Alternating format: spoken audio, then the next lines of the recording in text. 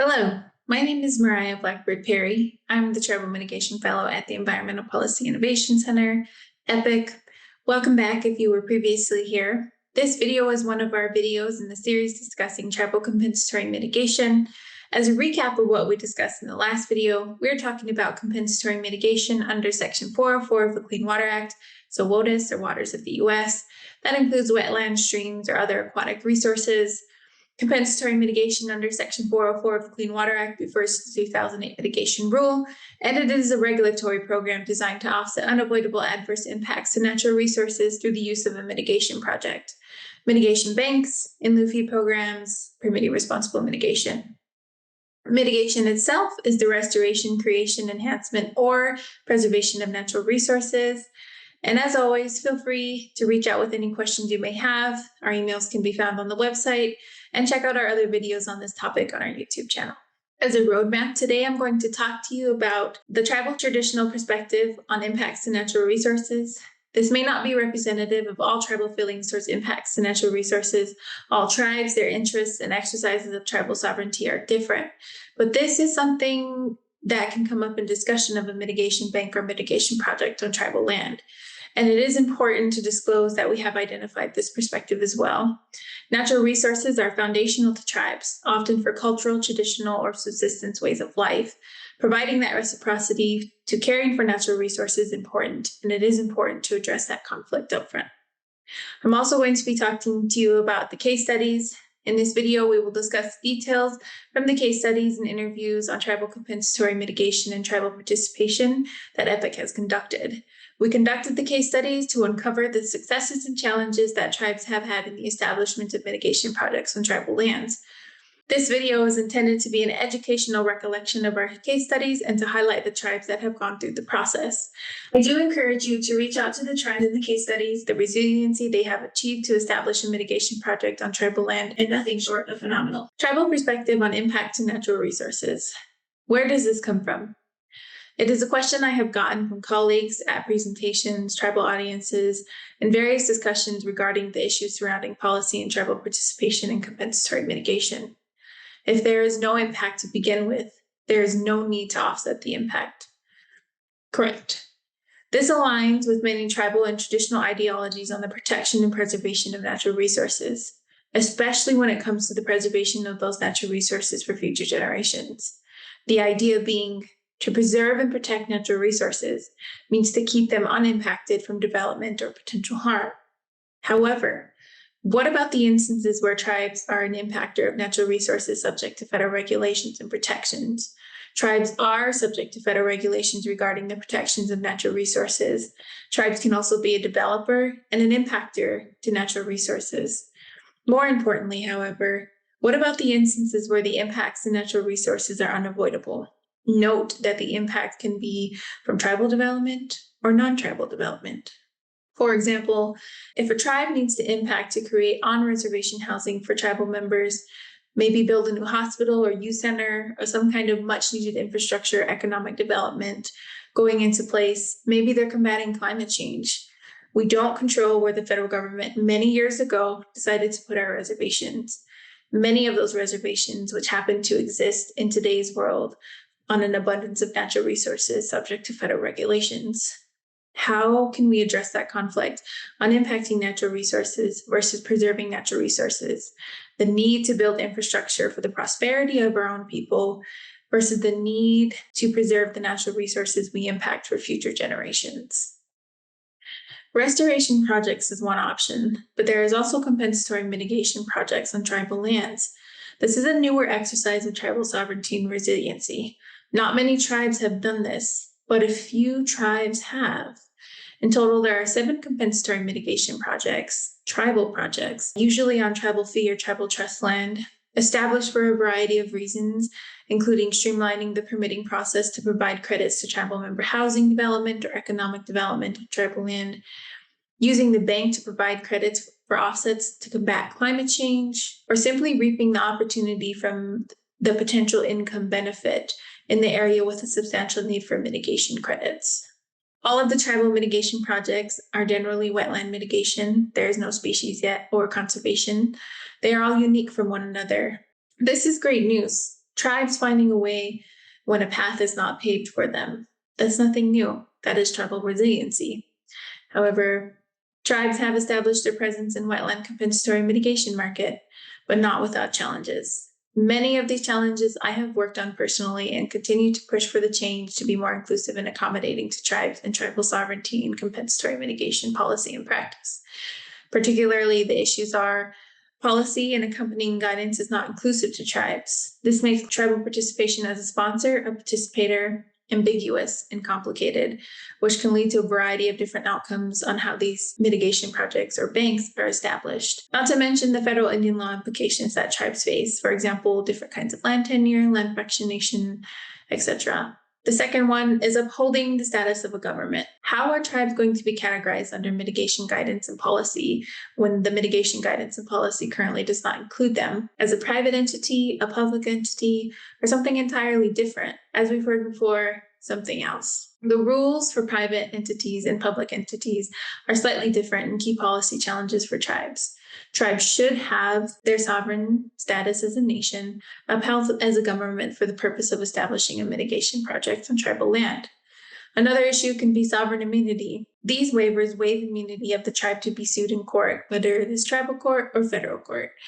This can be an issue for a tribe depending on their approach to waivers.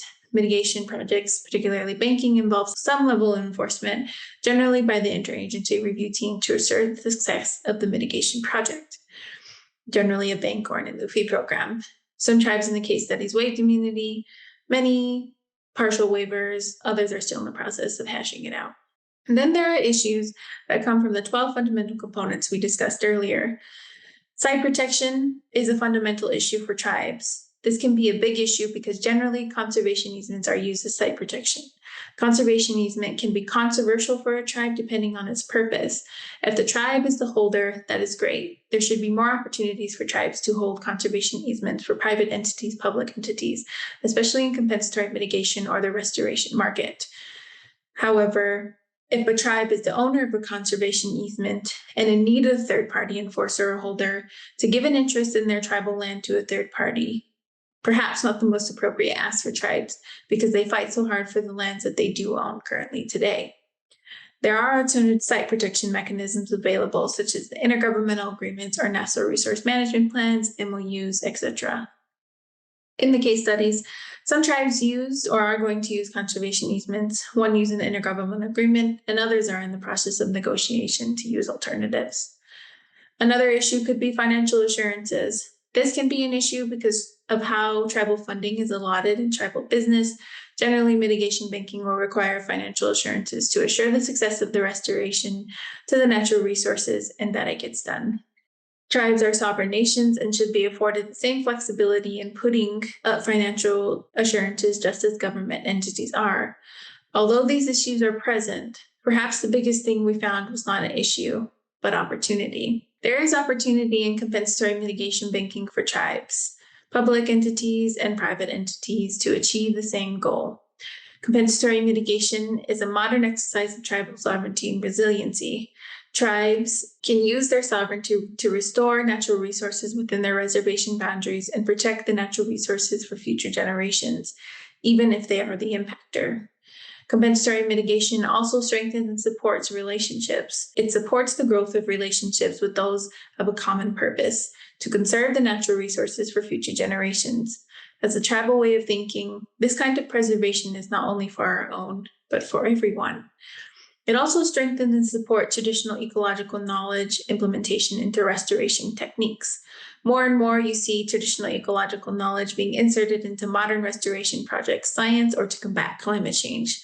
This is another tool for that. Many tribes have cultural and traditional natural resources upon which we depended long ago for subsistence and learned how to do traditional ecological knowledge and take care of the natural resources through time. The same can be done here, as well as you will see in the case studies. Some tribes have opted to choose mitigation sites upon which cultural and natural resources revitalization is more favorable.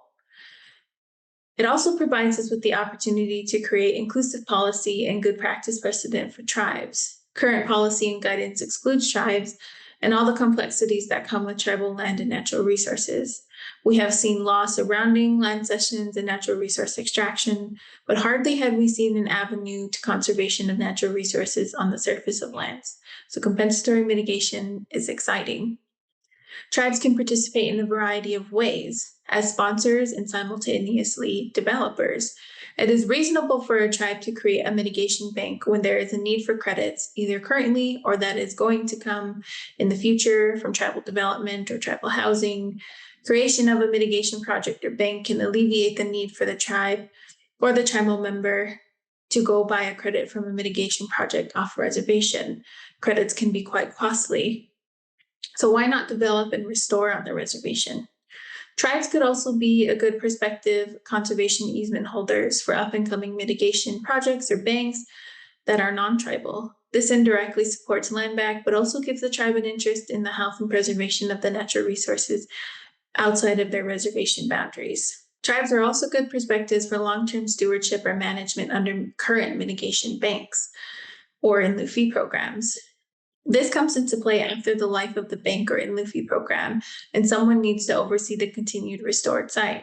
A tribe is a good candidate for that because it is restored land and possibly Aboriginal lands that the tribe is after.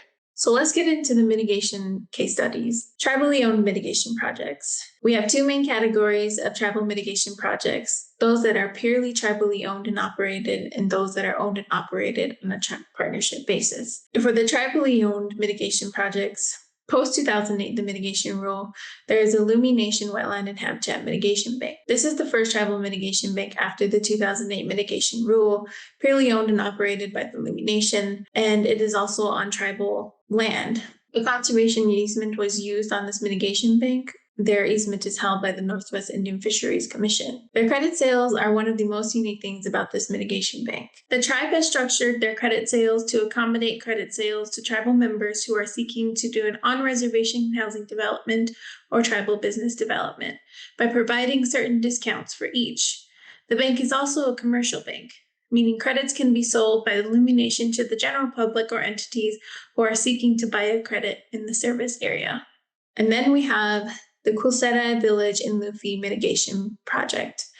First and only tribal mitigation in lieu fee program, to my knowledge, owned and operated by the Tulalip Indian tribe and located on tribal trust land. Conservation easement was used for site protection, and I believe that no credit has been sold to date. Moving on to our tribal partnership mitigation projects. These are very unique too, and very cool, honestly. These are examples where mitigation projects and mitigation banks have chosen to partner with a non-tribal entity and a tribal entities to establish a mitigation project.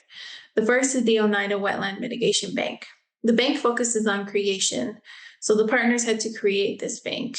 This means that there was a monitoring period attached to the bank. Keep in mind, because that'll come into play later. This bank is a partnership bank between the Oneida Tribe of Wisconsin and the Wisconsin Department of Transportation. The Oneida Tribe of Wisconsin at the time was trying to buy back some of their land, their Aboriginal lands. This was a parcel that was a part of that. The tribe bought 40 acres in half, and the Wisconsin Department of Transportation was looking for a place to do a mitigation project to provide offsets for highway infrastructure.